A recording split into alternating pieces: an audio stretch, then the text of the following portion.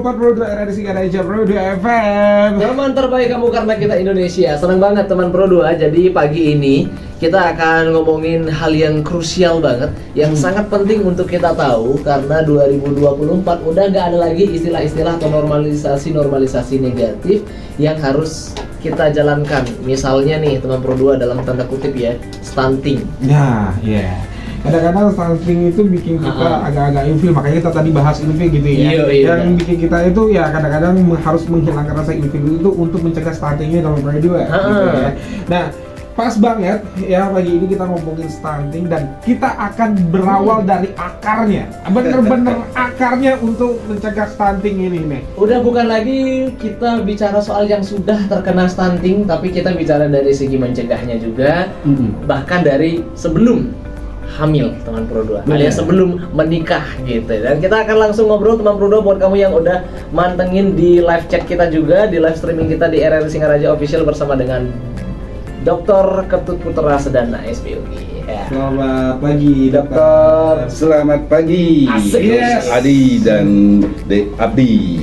Ya. Ini kalau kita ngomongin soal stunting ya dok ya, sekarang itu banyak banget ada istilah yang kalau orang pendek belum tentu stunting, Ya, tapi iya. kalau yang sudah stunting sudah pasti pendek. Iya.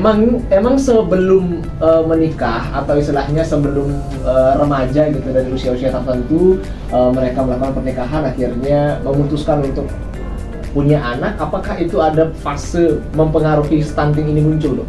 Oh iya, jelas itu ya. Memang apa yang disampaikan Dek Abdi ya. Sebelum lanjut saya sapa Dek dulu. Asik.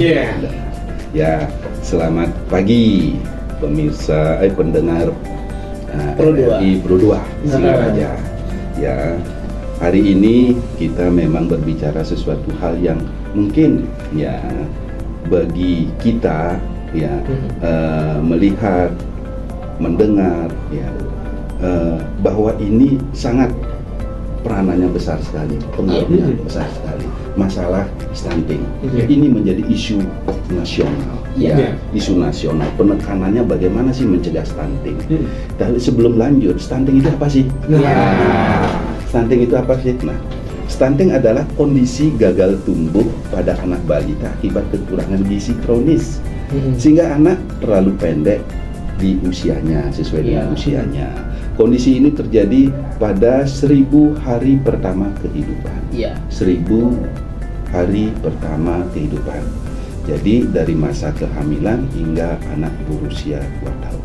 Kenapa sih ini diperhatikan sekali, harus menjadi perhatian ini?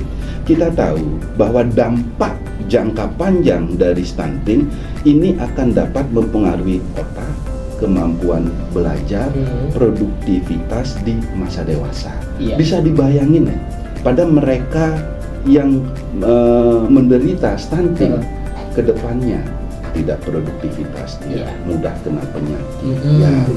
Terus kemudian bagaimana dia akan bisa mengurus, boleh dikatakan ya, untuk dirinya sendiri, keluarga, apalagi berpikir untuk bangsa dan negara.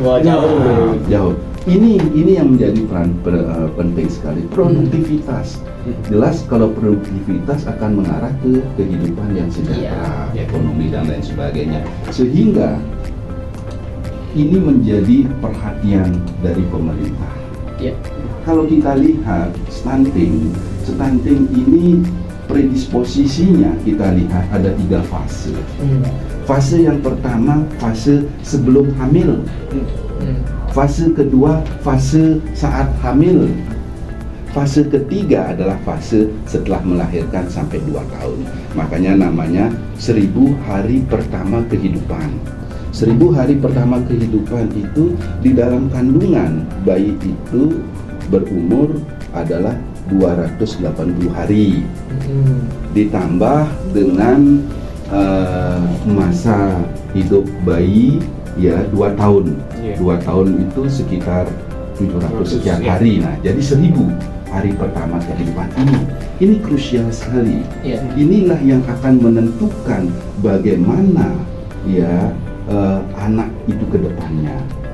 Kalau saat ini di baru lahir ini mereka kena stunting, tentunya di 20 tahun, 25 tahun yang ke depan, kita Indonesia kan tidak bisa mencapai yang namanya Indonesia emas. Iya. Itu sehingga ini menjadi peran penting sekali dan untuk diketahui oleh semuanya. Nah, inilah yang memang harus dipahami dari periode sebelum hamil. Sebelum hamil, kita tahu ya saat ini nilainya sudah berubah di masyarakat.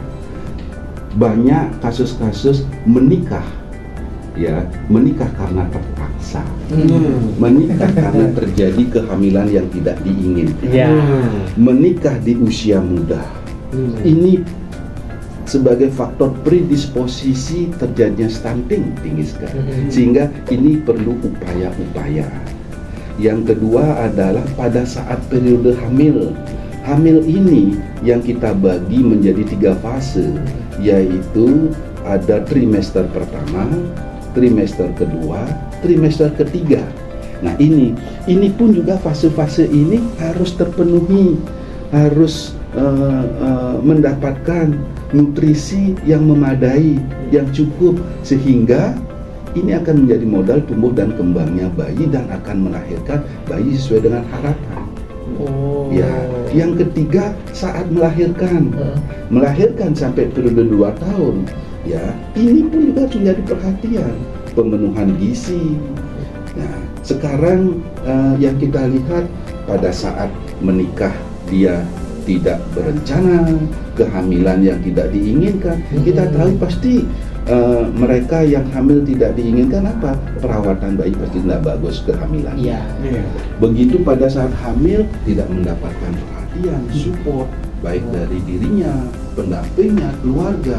Nah, dan begitu lahir saat ini ya yang semestinya mendapatkan nutrisi lagi tidak dapat.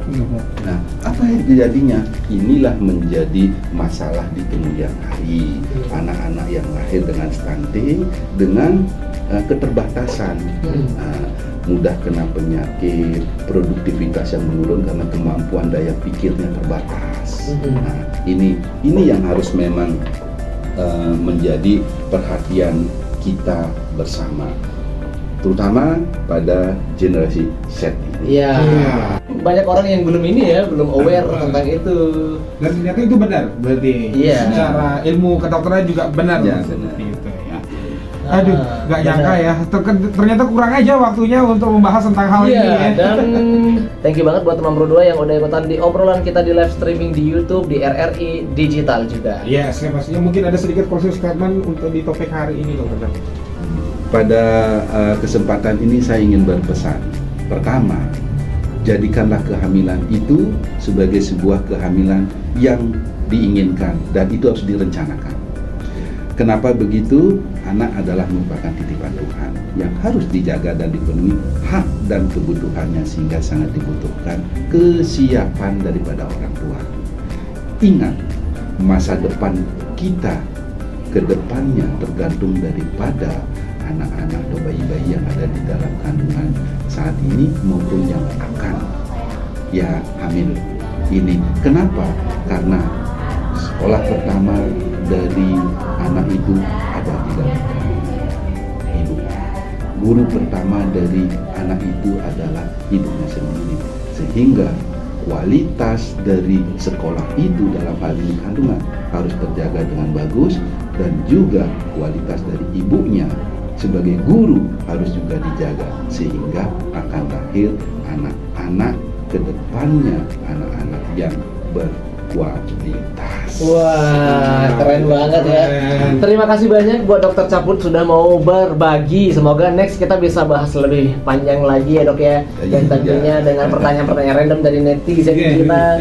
Thank you banget buat teman Pro 2, dan tetap jangan lupa like, komen, dan subscribe di YouTube channel RRI Singaraja. Kita masih berdua, masih nemenin kamu sampai jam 10 nanti, so jangan kemana-mana, tetap di Sepadas. Selamat pagi teman Pro 2.